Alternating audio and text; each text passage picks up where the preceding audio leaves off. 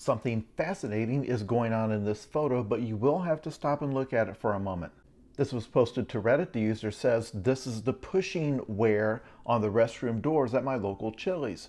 And as you can see, the men's and the women's doors have very different wear patterns where hundreds of thousands of hands have pushed through the doors. Now, this is not necessarily a gendered thing like when they posted the picture of the doors at their engineering university.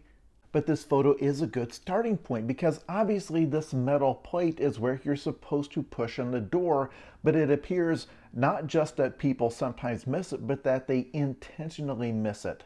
And that's the first part of the discussion, is that this plate is there so that they can specifically clean it and disinfect it, but people intentionally don't touch it because they figure, well, this is where everybody else puts their hands, so it must be covered in germs.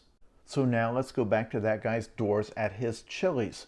All wear patterns and things that are used by the public tell a story of human behavior.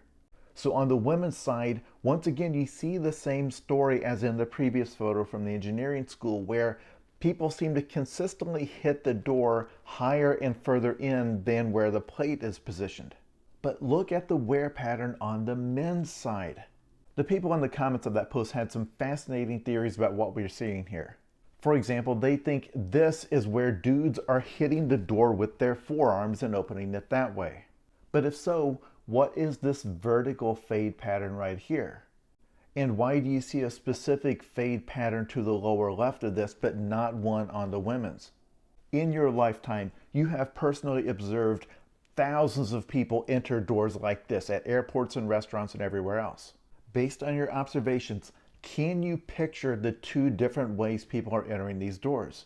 Because some of you have already figured out something that the poster mentioned in the comments, which is that these are not positioned the same.